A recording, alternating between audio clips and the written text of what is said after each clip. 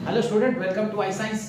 आज का जो क्वेश्चन मैं लाया हूं आपके लिए वो है जेडब्ल्यू एडवांस फिजिक्स का चैप्टर यूनिट बोल सकते हैं मॉडर्न फिजिक्स। टॉपिक है X rays, emission of X rays. बड़ा इंटरेस्टिंग क्वेश्चन है, इजी भी क्वेश्चन है, देख लेते हैं। और जैसे कि मैं हर बार है कि प्रॉब्लम सॉल्व करने के बाद मैं कुछ आपको अपने स्टूडेंट्स को कुछ गाइडेंस या जैसे बोल सकते हैं कि वो फॉर्मूला देता हूँ सक्सेस का, जिससे कि वो अच्छा स्कोर कर सके अपने एंट्रेंस एग्जाम में। तो भी सुनना मत भूलिएगा। तो चलिए देखते हैं क्वेश्चन क्या है। A metal target with atomic number Z is equal to 46 is bombarded with a high energy electron beam। ये तो आप समझ गए, बम्बार्ड किया गया। The emission of X-rays, जैसे मैंने कहा कि ये टॉपिक X-rays का है, from the target is analyzed। The ratio R of the wavelength, सभी दो तरह के वेवलेंथ है, एक K अल्फा लाइन वाला है और एक कट ऑफ वेवलेंथ है, दो वेवलेंथ है।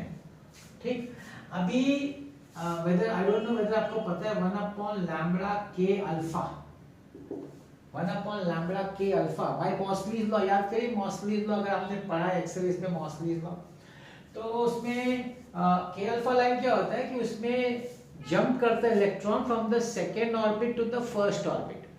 तो अगर हम रिडबर्ग कांस्टेंट का फॉर्मूला अप्लाई करें मॉडिफाइड फॉर्म में, तो r z minus 1 square 1 upon 1 minus 1 upon 2 square। 1 क्या है? Screening constant. अगर आपने पढ़ा एक्सरेज के बारे में एमिशन में, तो वहां 1 जो है वो स्क्रीनिंग कांस्टेंट कहा जाता है। तो ये आपका मॉडिफाइड फॉर्म हो गया। तो मैं लिखता हूं 1 upon lambda k alpha is equal to r z minus 1 square 1 minus 1/4 is 3/4। इसका उल्टा ले लेते क्योंकि हमको रेशियो लेना है। तो lambda k alpha is equal to k alpha line की जगह 4 upon 3r z minus 1 square। तो ये आपका हो गया wavelength for the k alpha line. अब इसके बाद है दूसरा कौन सा है? Cut off. कट ऑफ मतलब वही थ्रेशोल्ड मैक्सिमम इंटेंसिटी वाला। तो लैम्बडा कट ऑफ, उसका फॉर्मूला क्या? hc by ev, ev is your energy. तो ये तो बस इतना ही सा, ये तो सिंपल फॉर्मूला है। तो ये आपका लैम्बडा फॉर के alpha line, this is wavelength for the cut off. अब वो लोग क्या बोल रहे हैं कि आर क्या बोल रहे हैं लेने को? Ratio of the K alpha line, wavelength of K alpha upon wavelength of cut off. अब वेवलेंथ ऑफ के अल्फा कितना है? 4 upon 3r z minus 1 square divided by hc by ev। अब यहाँ पे अगर हम लोग ध्यान से देखें तो यहाँ पे देखिए सब कांस्टेंट है, ज्यादातर कांस्टेंट्स, ये सब कांस्टेंट है। सिर्फ जो चेंज हो रहा है ना वो एटॉमिक नंबर, क्योंकि उन लोगों ने दूसरा मेटल टारगेट दिया है विद डिफरेंट एटॉमिक नंबर। तो यहाँ पे सिर्फ एटॉमिक नंबर चेंज हो रहा है और सब जो इधर है सब कांस्टेंट्स है। क्योंकि यहाँ पे सेम इलेक्ट्रॉन बीम है तो मतलब कि अप्लाइड वोल्टेज भी कांस्टेंट है। तो everything is constant except z minus 1। So I can say that this r is proportional to 1 upon z minus 1 square। Simple, z minus 1 square। अब यहाँ पे हमारे पास दो हैं, एक है z is equal to 46 पहला वाला, और दूसरा है z is equal to 41। z is equal to 46 का r का वैल्यू 2 दिया हुआ है, z is equal to 41 के लिए हमको r का वैल्यू ढूंढना है। तो अब तो कुछ भी नहीं बचा ना। अब देखिए r2 upon r1 is equal to, अब इससे से इनवर्स है तो हम बोल सकते हैं कि z1 minus 1 the whole square upon z2 minus 1 the whole square। ये आपका ये है अपना एटॉमिक नंबर है, z डिनोट्स एटॉमिक नंबर। तो R2 हमको ढूंढना है अपॉन R1 दिया हुआ है 2। Z1 is 46, so 46 minus 1 the whole square upon 41 minus 1 the whole square। तो R2 is equal to 45 square upon 40 square into 2।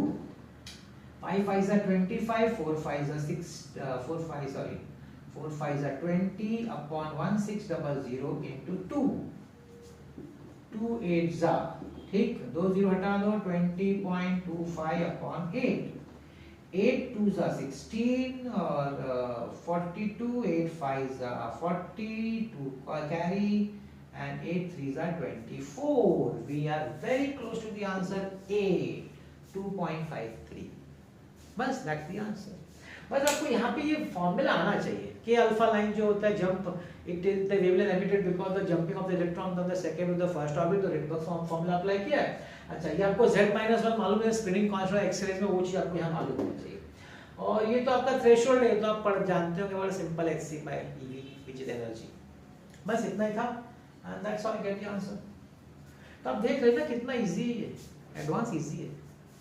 तो मैं जो आज एडवाइस दे रहा हूँ, तो मैं सबसे पहले उन बच्चों से बोलना चाहूँगा जिनको लगता है कि आईआईटी नहीं हो सकता, जिनको डिफिकल्ट लगता है, जो लोग ट्राई भी नहीं करना चाहते, मीन्स भी डरते जो लोग, मेरा उनके लिए एडवाइस है, it is not difficult, it is not impossible, not difficult, it only requires hard work. सिर्फ हार्ड वर्क चाहिए, जिससे आप लोग डरते हैं। और सबसे सिंपल इम्पॉर्टेंट चीज़ मैं बताऊँ, एंट्रेंस एग्जाम का प्रिपरेशन जो है, it is like a test match, 5 day match है वो T20 नहीं है कि 1 महीना 2 महीना 3 महीने में हो जाएगा, नहीं होगा। It requires long term hard work, लंबा हार्ड वर्क चाहिए इसमें। अगर वो आप कर सकते हो और अगर आपको करना है इंजीनियरिंग, तो go for this, go for IIT, try for IIT। मतलब उससे डरना नहीं। मैं आपको बोलता हूँ ना, ऐसे क्वेश्चन तो डायरेक्ट फॉर्मूला होता है यार, कहाँ कौन बोलता है डिफिकल्ट है। हमको तो सिर्फ उसका, मैं भी आपको बताऊंगा कि आप किस तरह से प्रिपेयर करो कि आपका ये आसानी से हो जाए। और एक और बात बता दो, आपको नहीं मालूम होगा, हम सुनते हैं 99 percentile, 98 percentile, percentile is not percentage.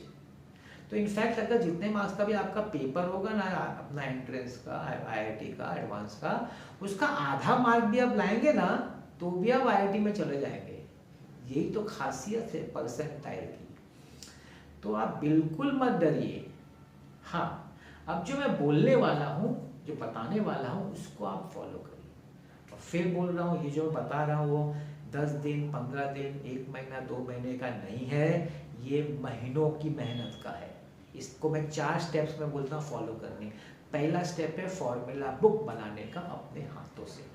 आपका क्लासेस ने दिया, सबने दिया, सब ठीक है, आप फिर भी बनाइए। जैसे जैसे क्लास में पढ़ाया जाए, आप अपना एक बुक लीजिए, उसमें अपना फॉर्मूला लिखते रहिए और एक्सप्लेनेशन के साथ कि ये सिंबल क्या मतलब है, ये सिंबल का क्या मतलब है, कोई कॉन्स्टेंट है उसका वैल्यू क्या है, वो भी लिखने का। जब हम कोई चीज़ लिखते हैं ना, तो हमारे दिमाग में वो जाती है। किसी और का लिखा हुआ दिमाग में नहीं बैठता जल्दी, मतलब खुद का लिखा हुआ बैठता है। तो इसको कंटिन्यू करते रहने का जब तक आपका पूरा पोर्शन न खत्म हो जाए। इसका यूज़ कैसे करने का, जब भी कोई आप MCQ सॉल्व कर रहे हैं प्रैक्टिस के लिए, फॉर्मूला बुक सामने रखिए। जब भी आप फ्री हो तो फॉर्मूला बुक को देखते रखिए, बिकॉज वो आपका उससे आपको प्यार हो जाना चाहिए, क्योंकि वो आपने लिखा है यार, आपका बनाया हुआ है। उसको छोड़िए मत, बस उसको अपने पास रखिए और देखते रहिए। बस सिर्फ देखिए, लर्न वन मत करिए। और जब एग्जाम देने जाएंगे ना एंट्रेंस का, उसके एक दिन पहले देखिएगा। अब तब आपको जो कॉन्फिडेंस आएगा ना, देखने के बाद जो कॉन्फिडेंस आएगा एग्जाम देने का, वो अलग ही लेवल का। ये मेरा चैलेंज है पहले। दूसरा स्टेप है 2 रेफरेंस बुक अच्छा सा लीजिए, 2 रेफरेंस बुक। और उससे फिर जैसी क्लास में पढ़ाया जाए ना, आप अपना शुरू करिए प्रैक्टिस करना। आप टीचर के भरोसे नहीं रहने का कि टीचर कराएगा MCQ तो मैं करूँगा। मेरा मानना है कि MCQ सॉल्व करना एक स्किल है, और ये स्किल कोई टीचर नहीं सिखाता सर। टीचर आपका फाउंडेशन स्ट्रॉन्ग कर सकता है, आपको कंसेप्ट सिखा सकता है, आपको क्लैरिटी करा सकता है कंसेप्ट का, आपके डाउट सॉल्व कर सकता है, लेकिन MCQ सॉल्व करने का जो स्किल है वो आपको ही करना होगा। तो टीचर के भरोसे नहीं रहने। हाँ, टीचर का काम है सिखाना कंसेप्ट, और अच्छी तरह सिखाना वो टीचर काम, वो टीचर करना पड़ेगा। MCQ तो आपको सॉल्व करना पड़ेगा, और अच्छी और आराम से धीरे धीरे करने का, टाइम लेके करने का, कोई घाई नहीं करने का उसका सॉल्व कर कि मुझे जल्दी से हो जाए, बिल्कुल नहीं। मैंने बोला ना 5 डे का टेस्ट मैच है ये, T20 नहीं है। फॉर्मूला आप लिख रहे हैं, फॉर्मूला आप देख रहे हैं, उसके बेस पे आप सम सॉल्व कर रहे हैं। करते रहिए, स्टार्टिंग में तकलीफ होगी, नो प्रॉब्लम, ये नॉर्मलाइज, ये नॉर्मल है, होगा, तकलीफ होना ही चाहिए। और धीरे धीरे धीरे आपको जो समझने की शक्ति है, उसको ग्रास्पिंग की शक्ति है, उसको एनालाइज करने का, कैसे सॉल्व करने का, धीरे धीरे ये अनलॉक होता जाएगा, खुलता जाएगा। और एक ऐसा टाइम आएगा जब आप सिर्फ प्रॉब्लम देखेंगे ना तो ओरली सॉल्व कर देंगे। बिलीव मी, आप ये विश्वास नहीं कर सकते, ये हो सकेगा ये चीज़ ओरली सॉल्व। बहुत सारे समय आप ओरली सॉल्व करेंगे यार। तो ये आपको करना है दूसरा काम। तीसरा PYQs देखने का। देखिए मैं इसलिए लाता हूँ PYQs, इसको देखने का फायदा क्या होता है ना, ट्रेंड पता चलता है क्या ट्रेंड चल रहा है कैसे, तो हम वैसे क्वेश्चंस प्रैक्टिस करें। प्लस आपको टेस्ट भी आपके लिए कर सकते हैं। जैसे आपने देखा, आपने पॉज किया क्वेश्चन, खुद दिमाग में सोचा कैसे सॉल्व हो सकता है, अगर आपको आ गया, क्लिक हो गया, फिर पॉज मतलब स्टार्ट करी वीडियो, देखिए आपने जो सोचा वही है बस ना, तो आपको तो खुश हो जाना चाहिए, ऑन द राइट ट्रैक। और नहीं हुआ तो चलो देख लेंगे ना, इसमें क्या है, वो तो प्रैक्टिस के लिए। और मेरे प्लेलिस्ट में देखिए अलग अलग है, CET है, मेंस है, जी मेंस है, नवनीत है, आप सब देख सकते हैं। आपको ऐसे रिवीजन एक तरह का, और मैं नहीं बोलता इसके लिए अलग से टाइम नहीं, जब भी फ्री होता हो तब देखने का। और चौथा बहुत इंपॉर्टेंट चीज़ है टेस्ट। हर हफ्ते आपका 2 टेस्ट होना चाहिए। पहला वाला जो टेस्ट PCM का कंबाइंड टेस्ट, उस वीक में जो आपने प्रैक्टिस किया वो कस्टमाइज होगा तो अच्छा है। बहुत सारे ऐप्स होते हैं आजकल, कस्टमाइज नहीं हो तो फिर ऑनलाइन टेस्ट सीरीज होती है, लेकिन बचिएगा ऑनलाइन फ्रॉड से। पैसा भरने से पहले अच्छी तरह समझ लीजिएगा। और एक 2 टेस्ट होना चाहिए, एक वीकली जो आपने पढ़ा है, और एक स्टार्टिंग से अभी तक का जो पोर्शन है उसका एक टेस्ट होना चाहिए। 2 टेस्ट होना चाहिए। आप ये 4 जो मैं बोल रहा हूँ फॉलो तो करिए, आप इसके अलावा कुछ मत करिए।